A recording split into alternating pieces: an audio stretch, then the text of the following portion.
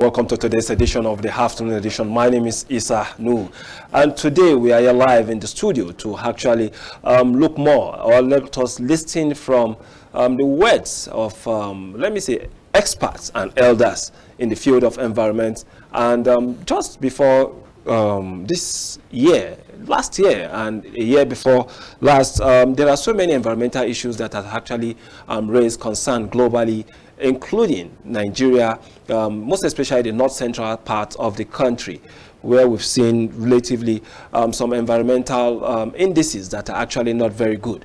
But for the farmers, the moment you tell them about environment, they think of when will NIMET release their data in order for them to plan their planting year, or probably maybe even their harvest year. So today we shall be focusing on the World Environmental Day to discuss more about the significance of this particular day and how Nigerian environmentalists are actually doing or playing their key role to see that, yes, we have a sustainable environment as we march towards the 2030 United, that's the SDG goals. So for many of us who live in this part of the world or in this part of the country, we know how terrible the weather conditions are becoming. And we also understand that, yes, just recently, even today, the president announced that there will be a 2 billion naira for the Mokwa environment. And our condolences are still with those who have actually lost their lives and properties, the families of these particular persons. And definitely we'll be discussing details about that particular situation in Niger State. And just before coming to the studio, I was informed of the persistent rainfall in some parts of the country. And that's the more reason why we have expert today in the studio in person of Dr. Efegbidike Okobia. I hope I got that right, Mr. National President. Am I correct with that name? Well, you tried. I'm a Nigerian, so I don't see why you shouldn't spell my name, pronounce it correctly. It's Efegbidike Okobia. Okay. Yeah. Thank you so much for that eulogy. So it's very good that we're having you today on the afternoon edition program, and we hope that we'll definitely get more information about the World Environmental Day today. It's my pleasure. Okay, we'll be going a very short break, and when we return, we will be discussing with Dr. Okobia, who is a fellow of the Nigerian Environment Society, and also a major expert in this particular field to enlighten us more. For those of you at home, he's going to also talk about Abuja. We all know what is happening in the Federal Capital Territory. So we hear from the point of an expert, or we listen from the point, or we view from the point of an expert who is here in the studio with us today. Have a wonderful time and stay tuned to the program.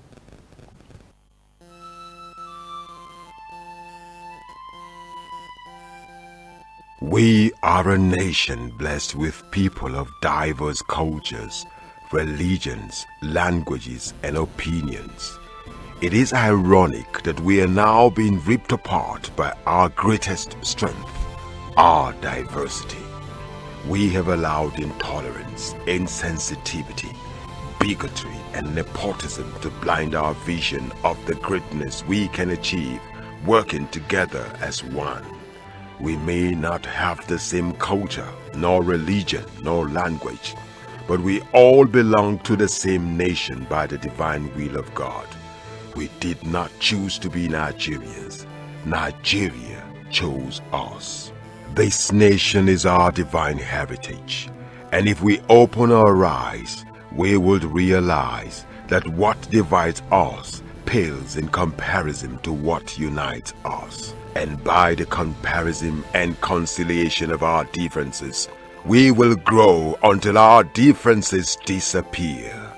Our unity cannot be willed by mere declarations, nor do we get unity by ignoring the questions that beg for answers. We must celebrate our diversity and debate our differences without fracturing our unity.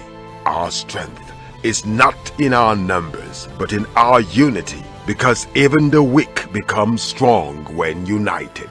Nigeria unite. This message is brought to you by Abuja Broadcasting Corporation, owners and operators of ASO Radio 93.5 FM Abuja, ASO Television DSTV Channel 392, Star Times Terrestrial Channel 127, Free TV Channel 507, People's TV Channel 285, and UHF Channel 38. Welcome back from that outbreak, and still with us in the studio is Dr. Okobia FBDK. Good afternoon, sir, once more. Good afternoon. It's my just a few minutes back, we had a very lengthy conversation with you, and you were able to say so much about the World Environmental Day. And today, which marks Thursday in the capital city of Nigeria, Abuja, so many Nigerians seem to be a bit happy with our rainy season. How do you feel about our present condition? Well, it all depends on the angle you are looking at it from. Farmers are happy they have rains, yes, for their crop yields, while others are actually going through disaster because of the, heavy runoff of water and the lack of proper channel of the water to river sources. So it all depends on the divide you are looking at it from. For you as the president, what divide will you be looking at it from? Well, it is a sad moment for us because of the Mokwa, flood disaster, lives that have been lost, properties that have been destroyed. Earlier in my World Press conference, I commiserated and empathized with the former governor, who is our fellow, and also the people of Niger State and Mokwa in particular. It's a sad day, not only for them, but also for Nigerians. The loss of one life, is a sad moment. And we are really not pleased for that incident. And this calls to action. I'm happy the federal government has actually, taken a quick step. The vice president visiting Mokwa, the federal government made in a pledge of 2 billion, which they said they're going to release, relief materials, and also His Excellency President Bola Ahmed Tinubu giving the Minister of Works, to look at the bridges and ensure that they are worked upon. So these are swift reactions. I think this is the first time I've seen this kind of swift reaction from the federal government, and I think it's commendable. But not just that. Before the failure or the flood, there should have been signs. So I think we need to be more proactive.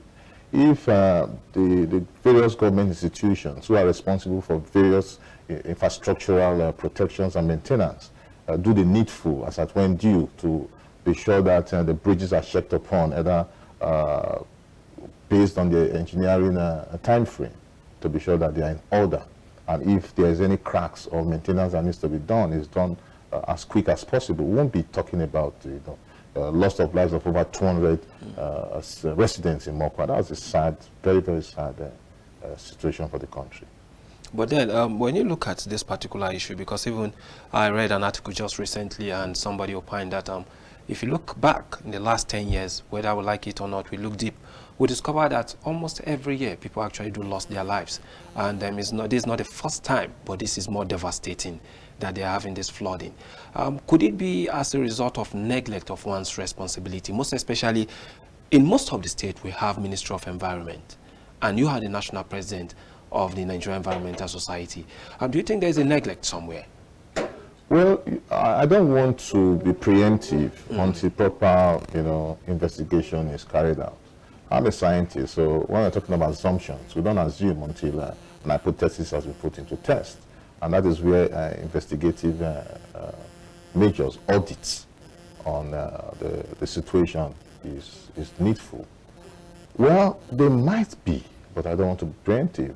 What I think we should be looking at is, those who are given responsibilities to manage agencies and ministries should be very proactive. And I think this has been over the years very worrisome for those of us.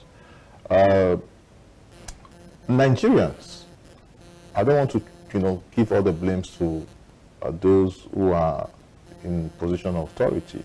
As citizens, I think we also owe ourselves some level of responsibility. This is why I say so, because in your comment, you said this thing has been happening over the years. And if you are living at the water plane level, and you see that during the rainy season there's always a rise of water, I think you should relocate from that environment, because it's not healthy for you. So, but people still insist to stay, either for various reasons, either family inheritance of the land, and also no other source of abode, yeah. So they are pressured to stay in that location. So I think the social welfare system is also very important at this point. The social welfare system, the Ministry of Environment, yes, I would say that. Ministry of Health, because there's also public health hazards in this kind of scenario. So all agencies of government and also civil society groups will rally around to ensure that issues like this don't occur. And that is what the Nigerian Environmental Society has been doing over the years. And even more recently, we've taken more proactive steps, not just to do advocacy and sensitization. We also do research. We've set up a research committee that carries out different research on different issues, and we're making our findings known.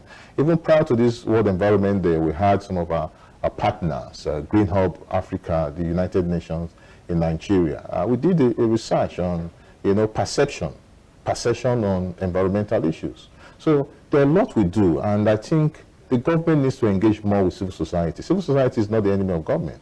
Civil society are seeing things from different perspectives in which the government does not see it from. And once we come out with our findings and discussion, we're not just criticizing the government.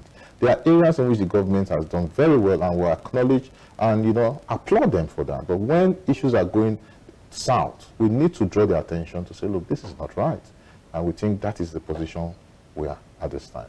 Sometimes government will also say that they've done much, but it's difficult to actually manage people on several counts. For instance, just like you rightly highlighted, that some persons, even when you tell them this is not a place that you can actually set your shelter, they will still go ahead and put it there because they believe that, oh, that's the ancestral land, and then if they live there, where will they go? But now let us delve into the major concern of the world today, which is ending the beating the plastic pollution across the globe.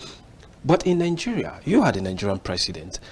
How polluted are we in terms of our environment? Well, I think it's something everybody is clear to the human eye, is visible. Plastic is just a percentage of municipal solid waste. And if you look at municipal solid waste in its totality, it's a mess as far as Nigeria is concerned. And it is really worrisome. It is worrisome because we don't see waste as waste. And that is a global phenomenon now, which Nigeria should emulate. Waste is wealth. I remember sometime in 2016, when I was the chapter chairman for the FCT, I brought in some experts, and we did an analysis on the FCT with regards to waste management. And we visited Buhari Area Council. I remember I visited Buhari Area Council, met with the chairman, and we said, look, you can turn waste to wealth. Most especially very worrisome when you see youths, hovering around the chairman's office, just looking for, harms. And the chairman was quite, ready and willing. He said, we should give me a proposal so that we can sign a contract. We said, we are an NGO. We are not a money-making organization. We are here to, provide these services for you. And I think that, gave him some hedge because he needed to sign a formal contract. We don't implement. We provide the services, we guide, and we, lead you through. And I think that should be taken into consideration. Some weeks ago, we had a webinar. We had a webinar with the UN in Nigeria, looking at during the Earth Day on April 22nd. And also we also had one yesterday, June 3rd, looking at the various environmental challenges across the country, the 6 geopolitical zones. Also looking at the regulations and the laws. And I said in the webinar on April 22nd, I said, look, we're tired of rhetorics. We're tired of speaking grammar. We're tired of just coming to stakeholders engagement meetings and just talk and go. That there need to be proactive actions. We need to take steps. Physical actions to ensuring that these things do not exist anymore. If possible, reduce to the bare minimum. And I think steps is on that. Everybody agreed. The UN Information Center director agreed, the UNDP agreed, even the UNIDO agreed. And we're working on that. We're working on that quite seriously to see that we get the 6 area councils together in a town hall meeting, give them guide towards managing municipal solid waste in the FCT. Yes, UNIDO has done quite a lot, providing recycling plants, maybe plastic PET bottle crushing machine, but that is not the process.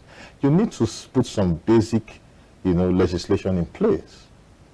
If you look at the NESRA Environmental Sanitation and Control Regulation, 2009. There are clear responsibilities of citizens. You must separate your waste at source before it is collected. But you see, there's a gap, there's a lacuna between the collection and also the disposal, even at the part of government and at the part of the citizens. Now, that is the gap, is there are lack of infrastructure to cover this gap. Because if you have a proper recycling plant for plastics, you have a proper recycling plant for electronic waste, you have a proper recycling plant for biodegradable, you have a proper recycling plant for construction waste, you find out that the streams of waste that is separated at source in line with the regulation goes into these various facilities. But if these various facilities are not there and the waste is not separated at source, where does it go to? They are put together and dumped on the open land site. And that is what we are facing. So I think that is the reason why we need we proposed to the UN and everybody that was in that webinar that look, a positive action needs to come up. And I'm using this medium also to bring it to the fore. We are going to push that narrative. We are going to be engaging with the 6 area councils. I will pray the UN support this initiative. And we are going to not just call a town hall meeting. We are going to ensure that this thing comes to reality. We want to plead. I want to use this opportunity to plead with the Minister of the FCT. He's done quite, a lot, taking, infrastructure development into place, bringing, urban renewal initiative. But if you find out, if you don't manage the waste, all the infrastructures and urban renewal initiative you are putting into place becomes, waste, because the waste is going to litter the streets. So it is important that actions are taken into consideration. As you speak, I believe the minister and his aides and even chairman of this area council, they actually listening to this particular program. And I believe that so much will be done, and probably in a few days you definitely get 1 or 2 policy paper from the government. But then let me look at this particular issue that you've raised, which is very, very critical. If you look at the FCT, for instance, I know you are the national president. Sorry, I have to restrict it a bit in terms of this particular question. You've worked in this particular environment for some time now. Yeah, true. And you've actually noticed that we have so many youths who are actually unemployed, roaming around with some of these political appointees and the rest. And you see the waste as a place of wealth. Yes. Looking at how FCT has actually transformed into an urban center, how can we actually get this world? Because you are going to provide professional advice, but the truth is that, just like you've rightly stated in your webinar, that you have to put the talk to work. How can the FCT minister, who I believe listens and also follow up with issues like this, how can he be able to make this happen for the FCT? Because sometimes if you leave it to the area council chairman, it may be a bit difficult for them. Okay, I'm going to just give some basic analysis. Yeah. Now, the FCT is quite privileged. Privileged because it is properly structured. Structured in the sense that you have the various districts, you have the APB that handles environmental waste within the city center, you have Kujeria Council, Gwagwalada, Karu, and Amak. Now, there's already a quadrant, a grid, proper mapping of the FCT. And I know the APB have vendors who evacuate waste from the various districts. Now, what they need to do to ensure that this is properly done, and I'm giving this for free at this Dreams program. Yeah. The Minister of FCT should establish a plastic recycling facility for plastic only. In that Goza site, if they want to manage it properly, do proper partitioning. 2 hectares for plastic recycling. All plastic materials goes there. 2 hectares for electronic recycling. All electronic materials goes there. For biodegradable. Once you do that and ensure that the waste from the various households are segregated and the pickup trucks, you do them various times in a week. On Mondays, the trucks comes to evacuate recyclable materials. So every Monday you must bring out your recyclable waste. Now there's a caveat here which I must state. The people think they don't need to pay for evacuation, and it is wrong. If you generate waste, you must pay for the evacuation of that waste. And that has actually pushed so many to actually, at night, to come out and then just pour the waste on. Then that is where the enforcement of the law That's takes all. effect. Because you cannot be generating waste and don't pay for it to be evacuated. And that is where the law comes into enforcement. And that's where they're actually going to even make more money. Yes. Because if you are taking, I'm just giving very basic scenario for recycling. Mondays, they come to evacuate plastic, recyclable materials. Wednesdays, they come to evacuate biodegradable. Fridays, they come to evacuate construction wastes. Medical waste, they have days they go to the medical facilities and evacuate them. You find out that there's a systemic arrangement in which these wastes are evacuated and disposed. Now, for each day they come to evacuate these wastes across the city and the area councils, those specific wastes go specifically to the recycling facility. So in that sense, everybody is aware. There's going to be enough sensitization. Everybody is aware that your wastes, your recyclable materials, PET bottles, papers, tins, bottles, comes out this day. So the recycling vendors come to evacuate, and that is a huge employment stream. But why is it difficult for us to actually adopt this? Well, most times you don't have the right people in positions to manage this. And I think the FCT minister is capable of doing this. I think I saw in the budget something that has to do with waste recycling plants in the 2025 budget. So this is very important for them to implement. It is not that expensive. It is just putting the right people to manage the process and ensure that there's enforcement. Once people, and that is Nigerians for you, want to see that there's an enforcement, everybody aligns. But it ought not to be so, because we are humans. We have the cerebral mind to think and also to do things rightly. So if this is done, I guarantee you are going to see cleanliness in the city. Now, there's also a caveat for those that are below the threshold, financial threshold. Most of those people are giving very minimal cost for evacuation in terms of payment. But they must pay, because if you are not making any financial commitment to anything, you don't show any sign of responsibility. So they should be able to part with some token for the waste to be evacuated. So there must be a law to segregate waste at source. I'm enjoying this conversation because it has been a major issue, and I don't know why it is actually difficult for most leaders to actually enforce this particular law. Because if you move from Abuja to Maiduguri, from Abuja to the Lagos, Abuja to Bayelsa, to part of the east, you still see this huge lump of waste scattered. In short, I was in Lagos recently and I was surprised. So why is it so difficult? Well, you see, they don't understand that it's business. If you understand that waste is a business, then you won't see waste on the street. People don't understand it's business. It's huge business. And I say this, I'll just give you the model. Vendors who evacuate these wastes from the various locations of various households make money from that. They employ staffs on hourly trips. It's not just one truck, because you have different vendors. Are you talking about the local vendors, or I'm talking the about official or the unofficial? Maybe we have to come to that's that. what I'm saying. Vendors. I'm speaking in terms of the business model. Now, okay. You have vendors in the FCC. Yes. Okay. Those are the vendors I'm talking about. Okay. Because the AEPB have vendors who evacuate waste. Yes, yeah. But you notice that those wastes are not segregated. Both biodegradable, construction, all are, in one compartment truck. But that ought not to be the model. So if you have vendors who are employing staffs, you already have employment chain. It's a value chain of a lot of financial gains. The facility who is recycling, what they do is you get all the PET bottles, you box them in crates, you crush them, box them in crates. You have companies who require those raw materials for production. With the model we set is you can produce bottles. You see the bottles in this here? Yes. You can produce these bottles from those PET bottles. You can produce these seats, the plastic seats, plastic chairs you see. It's just the mold.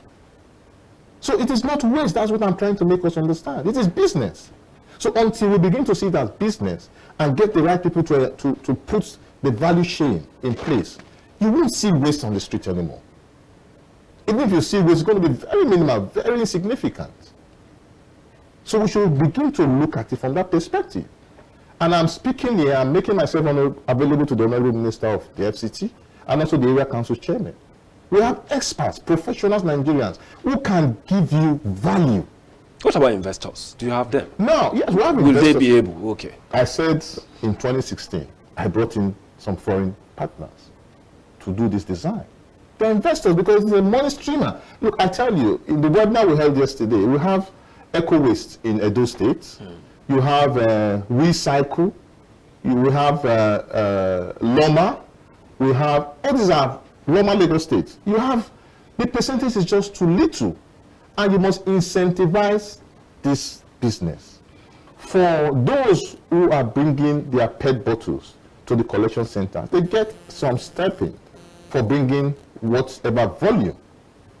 So once people see that if I take this thing there, I either get a bus pass free ticket, or I get 200 naira or 500 naira or 1,000 naira, they don't trash it. Because I've seen recently, I saw a man who actually packed these PET bottles and moved them from Delta State to Abuja, yeah? And he was talking about 5 million there, about the money he made from it. And the person he brought this PET bottle to, the people were saying that, look, if you had come for my class for 1 week, you would have made more than that. So I was surprised. So is that how is that how much the interest is in terms of this business? I just said it is a huge business. See, there's a lady somewhere in Gariki, I think I saw it online. She produces interlocking stone from, I think that Imtihad or something. I've seen that recently. With stone dust. Look, 20, 50 years, that material is still standing because plastic is non-degradable. So she has mixed the stone dust and an indegradable material together. So it's even more solid. In Ghana, someone is doing that. So that's why I said it is business. Because the circular economy means that nothing is waste anymore. It's a cycle. It goes into various uses. And at the end of the chain, it is not a waste. Okay, Mr. President, we'll be going just on a very mild break now. That's Dr. Efegbidike Okobia, who is a fellow of Nigeria Environmental Society and also the national president of the same society. And he has spoken so much, most especially how the government can actually transform the environment sector, most especially for those who manage waste. For the Abuja Center, we have the Abuja Environmental Protection Board, AEPB, that has actually been doing so much. But then sometimes you look at what is happening in the city and then you say, probably this work is overwhelming. But then we'll go on a break, and then when we return, we continue with the conversation with the national president to tell us more, as he has made himself available to the leadership of the FCT and even to the president, the ministers, to see how they can actually fashion a better way for the environmental society. The challenge of Nigeria as a free state in 20th century Africa is the need to revive the stature of man in Africa and restore the dignity of man in the world. Nigerians believe passionately in the fundamental human rights. We regard all races of the human family as equal. Under no circumstance shall we accept the idea that the black race is inferior to any other race. I appeal to all our leaders, far and near, to forget the wounds which were inflicted in cause of our internecine altercation. The love of our country should outweigh the love of our petty selves. The enjoyment of individual freedom under the law should mean more to us than our self-centered party programs and manifestos. Common dangers and common enemies alert us on the need for common security. Come and join Abubakar with me, Sardauna, Awolowo, Akitola, Osadebe, Okpara, Ikoku, Aminu Kano, Ibrahim Imam, and Saka. Let us bind the nation's wound and let us heal the breaches of the past, so that in forging our nation, there shall emerge on this continent a hate-free, fear-free, and greed-free people who shall be in the vanguard of a world task force whose assignment is not only to revive the stature of man in Africa, but to restore the dignity of man in the world.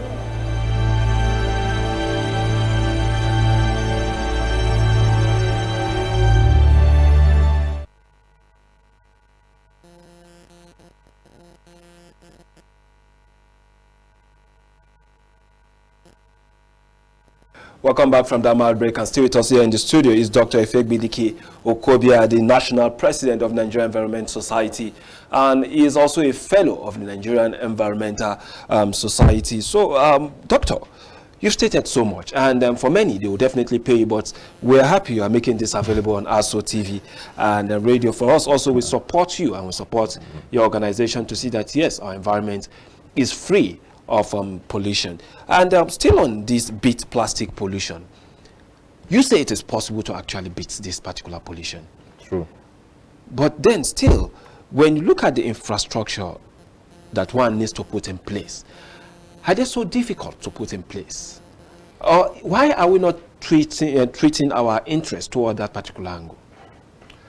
Well, like I said, I think I saw in the FCT budget waste recycling. So yeah. I think for the FCT, that is okay, but then other places. The minister is thinking in that direction. You see, it all depends on leadership, you know, to steer the course. As a leader, if you don't understand the implications of some of these things, you don't actually take them seriously. So I will use this medium to enlighten the governors, the local government chairpersons, and also those ministers. You see, when we talk about waste, waste has different, you know, types. You see, when waste is degraded, if you pass through some of these dump sites, they are, you know, prudent smell that you perceive. Some are oxides of nitrogen, some are methane, you know, and those smells also contribute to the climate change issues. Yeah. Now, it affects human health. I did a scientific research in the FCT and looked at the relationship between air pollution and human health. You know, looking at cardiovascular issues, respiratory, asthmatic, and the records are alarming. So you find out that it is not just setting up hospitals. You must go to the root cause. If your environment is not clean, it contributes to health implications. So if you take good care of the environment, you find out that you have little health situations or challenges. So if you don't understand that, you miss the point. Secondly, I might just digress a little bit. In the FCT, I just want to reiterate, the minister is doing a lot. But in a modern urban city like this, once you don't have air quality monitoring stations, then you are causing more damage to the environment. If you go to Banex Junction, because of the vehicular and anthropogenic activities, you find out that the emission level there is high. It's really high. And it ranges at various levels. If you go very early of the hours of the day, about 4 a.m., you find out that the emission is low. But as the day and people begins to come out, between 4:30, 5, 6 to about 10, the emission goes up. Now, anybody within that environment that is inhaling carbon monoxide does not know that he's inhaling it because it's not visible to the human eye. But you perceive the harsh, you know, smell. You inhale it. That affects your lungs. So if you continue in that environment for a longer period, go on. These are researches. You find out that those taxi drivers, they begin to tell you, I have headache, you know, my body is paining me, because they've had a lot of gases into their system. And by the time they go for check, so you have, you know, lungs problem, you know, you're asthmatic and all that. If you have those instruments, those air quality, like you have in developed countries, they don't do it in developed countries because they do it for fun. They do it because they have control measures for health, also for policy regulations. So if you have those equipment scattered in the FCT, it helps those who are asthmatic to look at the pollution level on a daily basis before they step out. It also helps the government in terms of tax to be able to say, where is the pollution coming? Who are the polluters? And go into enforcement and find those companies who are polluting the environment. It also helps to analyze medical health conditions? Why are we having cancer population coming to the hospitals? What is the cause? It helps to trace it. That is what is happening in developed countries, and the data are there. So data management is also a very critical aspect. I'm glad the hospitals keep those records, because they have records of asthmatic patients, of patients with cardiovascular issues, patients with respiratory issues, patients with carcinogenous, cases. They have them. But it is your scientific research with regards to the environment that helps you correlate and gives you the nexus of what is happening. So if we are missing the gap, you continue to see this in within the environment. Now let's go back to the issue of plastic, which you rightly mentioned. And I said plastic is just a percentage of the municipal solid waste management chain. The national policy on municipal solid waste was passed in 2020. As a country, notice, as a country, we never had a national policy on municipal solid waste until 2020. Until 5 years ago. And I was privileged to be in one of the consultants for the United Nations and the Federal Ministry of Environment when we were preparing their 2020 to 2022 Ministry Strategic Plan. And I brought that to the attention of the lead consultant, Professor Emmanuel Oladipo. I said, Prof, we don't have a national policy on municipal solid waste. He said, really? I said, yes. It was when we were doing the validation session and he raised up the issue and said, the minister was surprised. What was happening? Luckily, UNIDO funded that project for the Department of Pollution Control and Environmental Health. It was in that validation session, the Minister for States for Environment, I think Sharon Ikpeazu, said, no, this should happen, and took that document to the Federal Executive Council, and it was approved. So you find that if that issue was not raised, that document would have been sitting there. And these are the issues. I also raised up the issue of air quality management, air pollution in the city. Now, suffice me to go that direction again. In 2020, when COVID was at its peak, the World Health Organization was interested because it has to do with environmental health and public health. They were interested in knowing the air pollution status for Nigeria. There was none. It is a shame. It is a shame. We don't have. And I challenge all those in authority because I wrote a document to the then Minister for Health, Professor Isaac, to say, look, we need to the Ministry of Health needs to put air pollution, machines and begin for public health. We don't have. We just have pockets of those data in the hands of private individuals. It was just in 2023 the Federal Ministry of Environment, did one in Port Harcourt. And I was privileged to do that as a subcontract for the consultant. I know. So we need to, as a country, we need to take real strategic action. It's a shame. I think on several counts we've had so many experts coming in and stating it very clear that it's a bit tactic for them to actually get data until they go into private hands before they can get that data, and which is not very, very good for us as a country. For you to move forward, definitely we need data, and from that data we can draw up so many inference.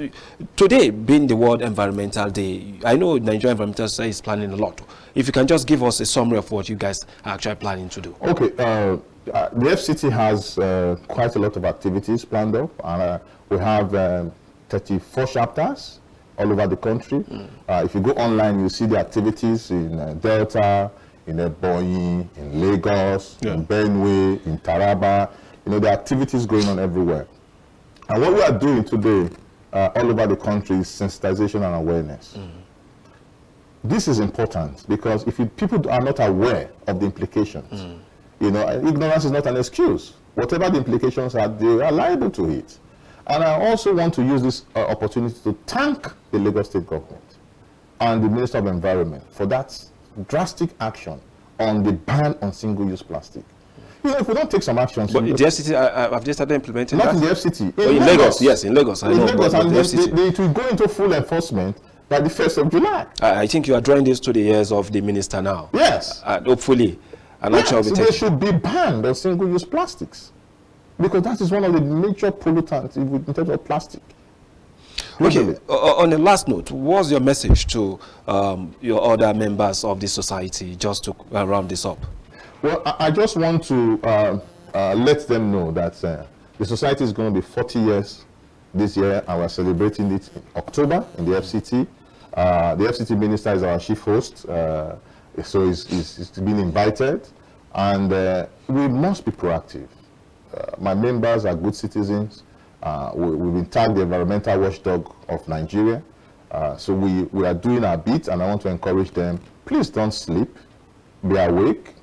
If you think and see, pass it to the relevant enforcement agencies. That's our responsibility. Thank you so much, Dr. Efegbidike Okobia. Sorry, it's a very long name, but then we can still definitely pull it out.